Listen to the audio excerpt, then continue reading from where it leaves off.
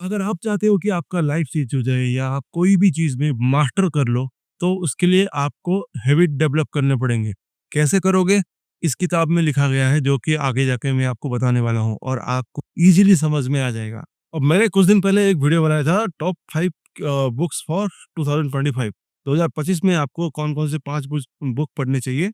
अब उसमें से एक बुक था ये, जो कि एटॉमिक हैबिट्स है, और ये आज तक का मेरा सबसे फेवरेट किताब है और सबसे पावरफुल किताब है। और कुछ-कुछ लोग कमेंट भी किए कि ये जो बुक है इसका डिटेल रिव्यू बनाओ। तो आज हम बात करने वाले हैं एटॉमिक हैबिट्स का टॉप 10 लर्निंग्स के बारे में, जो ये बुक से आपको सीखने को मिलेगा। देखो, जिनको भी नहीं पता मैं उनको थोड़ा रिव्यू दे देता हूँ। ये one of the best book, first book और पावरफुल बुक है आपके डेली लाइफ को शेप करने के लिए, आपके जो पैटर्न है उसको ठीक करने के लिए, आपको जो लाइफ का जो पैटर्न है उसको ठीक करने के लिए, by doing small changes, every tiny changes. इसको इसलिए कहा जाता है एटॉमिक हैबिट्स, मतलब आपको छोटे-छोटे एटॉमिक चेंजेस लाने हैं आपकी लाइफ में, बड़ा रिजल्ट पाने के लिए। तो स्टार्ट करते हैं। सबसे पहला point, better 1% every single day. तो जैसे कि मैंने आपको बताया, आपको हर दिन छोटे-छोटे चेंजेस करने हैं। तो फॉर एग्जांपल मान के चलो कि अगर आपको 10 किलो वेट लॉस करना है, तो आपका जो ड्रीम है उसको फिट होने से हटा के आपका जो टारगेट होना चाहिए, वो कैसे आप डेली जिम को हिट करोगे, आप कैसे डेली डाइट खाना खाओ, वो 15 मिनट का हर रोज का जो एक्टिविटी है वो आपको करना ही पड़ेगा। अब ये जो स्मॉल चेंजेस है, इससे एक पॉइंट के बाद आप बड़ा रिजल्ट अचीव कर सकते हैं। 10 किलो कब गायब हो जाएगा आपको पता भी नहीं चले। स्मॉल हैबिट्स, इसलिए कहते हैं बेटर 1% एवरी सिंगल डे। अब सेकंड पॉइंट है, your habit become your identity. देखिए, जो आपका हैबिट है ना, वही आगे जाके आपका आइडेंटिटी बनने वाला है। अगर आप हर रोज जिम जाते हो, तो एक टाइम के बाद लोग बोलेंगे ये तो जिम फ्रीक है, वो आपका आइडेंटिटी बन गया। अगर आप हर रोज स्मोक करते हो, तो एक टाइम के बाद लोग बोलेंगे ये तो स्मोकर है। आप हर रोज ड्रिंक करते हो, तो एक टाइम के बाद लोग बोलेंगे ये तो शराबी है। तो आपका जो हैबिट है वही आपका आइडेंटिटी बनता है। आप हर रोज कोडिंग करते हो, तो एक टाइम के बाद लोगों को लगेगा कोडर है ये, सिंपल सी बात है। आप ऐसे हैबिट बनाओ जो आपके आइडेंटिटी को शेप करे, तो आपका जो हैबिट है वो आपके आइडेंटिटी बनेगा और आपका जो आइडेंटिटी है वो आपकी पर्सनैलिटी को शेप करेगा। अब तीसरा पॉइंट है हैबिट लूप। ये किताब में ये एक चीज़ लिखा गया है, हैबिट लूप। आप अगर पढ़ोगे तो दिख रहा है ना? हाँ, ये हैबिट लूप, ये एक बड़ा इंटरेस्टिंग चीज़ है। ये हैबिट का जो लूप है ना, 4 चीज़ों चीज़ों को लेके बनता है। सबसे पहला होता है क्यू, उसके बाद आता है क्रेविंग, उसके बाद आता है रेस्पॉन्स, उसके बाद आता है रिवॉर्ड। अब ये हैबिट लूप कैसे काम करता है, वो एक अलग सा थ्योरी है। अगर आप बोलोगे तो उसके ऊपर मैं अलग से वीडियो बना दूँगा, क्योंकि इट डिज़र्व सेपरेट वीडियो। तो आपको अगर उस डिफरेंस वीडियो चाहिए, तो आप मुझे बता सकते हैं, तो मैं उसके ऊपर एक डेडिकेटेड वीडियो बना दूँगा। आपको ये जो हैबिट लूप है, इसको मास्टर करने की बड़ा ज़रूरत। कोई भी एक चीज़ों का हैबिट लगाने के लिए ये 4 चीज़ों का होना बड़ा ज़रूरी है। क्यू, क्रेविंग, रिस्पॉन्स, रिवॉर्ड, ये 4 चीज़ों को होना बड़ा ज़रूरी है। अब चौथा जो मेन पॉइंट है वो ये है कि the right time is now. आजकल हम में से बहुत सारे लोग चीज़ों को प्रोक्रेस्टिनेट कर देते हैं। अच्छा, ये काम है, ये हम कल कर देंगे, इसको आज शाम को कर देंगे, इसको बाद में किया जा सकता है। यही सब रीज़न दिखा के हम चीज़ों को टाल देते हैं। वही एक टाइम पे लूप बन जाता है। जो काम आज होना चाहिए था, वो 1 महीने बाद भी नहीं होता है। तो वैसे में वो जो लूपिंग है उसको छोड़ के आप चीज़ों को अभी से स्टार्ट करना चालू कीजिए। यानी कि जितना जल्दी हो सकता है आप चीज़ों पे काम करना चालू कीजिए। बहुत बड़ा एक्शन लेने की ज़रूरत नहीं है स्टार्टिंग में।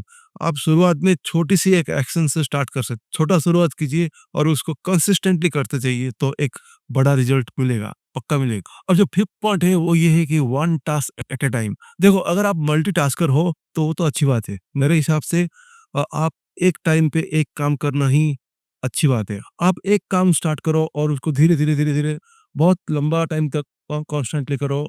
एक इंसान है जो 10 काम करता है और एक टाइम के बाद एक काम छूट जाता है, और दूसरा इंसान है जो एक ही काम पकड़ता है और उसको लंबा टाइम तक करता है। आपको क्या लगता है दोनों में से आगे कौन बढ़ेगा? Definitely the second one. जो इंसान एक काम को हर रोज थोड़ा-थोड़ा करके कंसिस्टेंटली काम करता रहता है, उस वही आगे जाके सक्सेसफुल बनेगा। So one step at a time. Sixth point है रिवॉर्ड एंड एनकरेजमेंट। देखो, सिर्फ काम करते रहने में ज्यादा मजा नहीं है। अगर आप काम करते रहोगे और उसका कुछ रिवॉर्ड नहीं मिलेगा, तो मजा भी नहीं आएगा। उसके लिए एक छोटा सा रिवॉर्ड या कुछ एनकरेजमेंट सेट कीजिए अपने आप के लिए। जैसे आप अगर 3 घंटा कंसिस्टेंटली काम करते हो, तो एक 15 से 20 मिनट का ब्रेक ले सकते हो और उसमें सोशल मीडिया स्क्रॉल कर सकते हो। वो एक रिवॉर्ड है। अगर आप 6 दिन कंस्टेंटली जिम जाते हो, तो 7वाँ दिन आप कुछ भी खा सकते हो। वो आपको एक रिवॉर्ड होता है। अब इससे क्या होता है, खुद के लिए एक मतलब अच्छा फ़ील होता है कि चलो 6 दिन में जिम गया तो आज एक दिन चलेगा, एक बिरयानी खा 3-4 घंटा मैंने दबा के काम किया, तो चलो एक 15-20 मिनट में थोड़ा-सा सोशल मीडिया स्क्रॉल कर लेंगे। वो एक रिवॉर्ड है। अब इससे आपका जो माइंड है वो खुश रहेगा और ये जो हैबिट का लूप है, इससे भटकेगा नहीं। ये मतलब हैबिट के लूप में ही रहेगा। आप आपका जो हैबिट है वो तोड़ोगे नहीं। अब 7 जो पॉइंट है वो ट्रैक योर सक्सेस। देखो, ट्रैकिंग एक बहुत इंपॉर्टेंट एक्टिविटीज़ है जो कि बहुत सारे लोग करते नहीं है। अपने एक्टिविटीज़ को ट्रैक करना बड़ा इंपॉर्टेंट है ताकि आपको पता चले कि आप कहाँ पे हो, आप कितना ग्रो किए हो, आप कहाँ पे स्टक हो गए हो, ये क्या किए हो, आपका रिज़ल्ट क्या है, उसको जानने के लिए चीज़ों को ट्रैक करना बड़ा ज़रूरी है। तो मैं ये नहीं कह रहा हूँ कि आप हर रोज़ ट्रैक करते रहिए, लेकिन आप हर मतलब हफ्ते में 1 या 2 बार आपके जो प्रोसेस है उसको ट्रैक करना बड़ा ज़रूरी है। ताकि आपको पता चले आप कहाँ पे स्टक हुए हो, कितना आगे बढ़ गए हो, आपको नेक्स्ट वीक में क्या करना है, वो सब आपको पता चल जाए और आप हैबिट के वो लूप मतलब वो वहाँ से डाइवर्ट ना हो जाए, उसमें ही रहे। अब एक जो पॉइंट है वो है कंसिस्टेंसी। देखो, आप कोई भी सक्सेसफुल इंसान से जाके मिलिए या उनसे बात कीजिए या उनसे पूछिए उनका सक्सेस का रीज़न क्या है? सब में एक चीज़ कॉमन होगा, वो है कंसिस्टेंसी। कंसिस्टेंसी इज़ द की। आपको कोई भी चीज़ को पाने के लिए कंसिस्टेंट होके रहना पड़ेगा। ये तो सबको पता है। अब उस पे रहोगे कैसे? कंसिस्टेंसी के लिए आपको ज़्यादा कुछ करने की ज़रूरत नहीं। जैसे कि मैं अगर वेट लॉस की बात करूँ, तो आपको ऐसा नहीं कि वो हफ्ते में 1 दिन जिम जाना है, 4 घंटा व वर्कआउट करना है या हफ्ते में 2 दिन जिम जिम जाना है, 4-4 घंटा वर्कआउट करना है, ऐसा नहीं होता।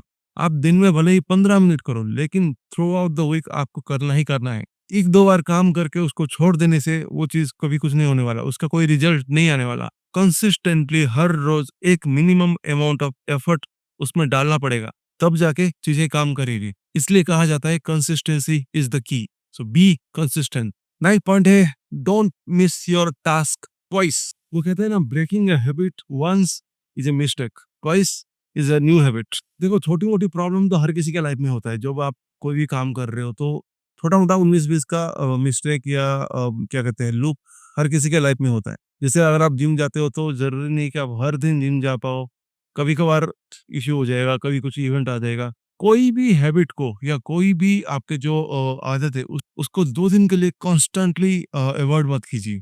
क्योंकि इसमें क्या होता है आपको पता नहीं चलता है, लेकिन आपका जो मोमेंटम है, इतना दिन का जो मेहनत है, उस पे एक ब्रेक आना चालू हो जाता। आप अगर लगातार 2 दिन के लिए किसी चीज़ को छोड़ देते हो, तो वो एक नया आदत बन जाता है। तो 2 दिन के लिए कोई भी गैप नहीं होना चाहिए। Last but not the least, frequency. जैसे कि मैं पहले बताया, आपको कोई भी चीज़ करने के लिए उसका फ्रीक्वेंसी जो है वो मेंटेन करना पड़ेगा। लोग गलत चीज़ों में फ़ोकस करते हैं, वो टाइम पे फ़ोकस करते हैं। जैसे कि आज मैं 4 घंटा जिम चला गया, तो आज मैं 10 घंटा काम कर लिया, उससे कुछ नहीं होने वाला। रादर देन 1 दिन 4 घंटा जिम करो, उससे अच्छा आधा-आधा घंटा हर रोज़ करो। वो फ्रीक्वेंसी मेंटेन होनी चाहिए। ये सेम गलती मैंने भी करा था और रिज़ल्ट बिग ज़ीरो। कुछ नहीं होने वाला है, ठीक है? आपको फ्रीक्वेंसी मेंटेन करना बड़ा ज़रूरी है। तो गाइस, ये था 10 पॉइंट जो कि प्योरली स्ट्रेट फॉरवर्ड था। आई बिलीव आपको समझ में आया होगा। अगर कोई भी पॉइंट में आपको डिटेल जानकारी चाहिए तो कमेंट में आप बता सकते हो। मैं ज़रूर कोशिश करूँगा उसके ऊपर डेडिकेटेड वीडियो बनाने के लिए। Thank you so much.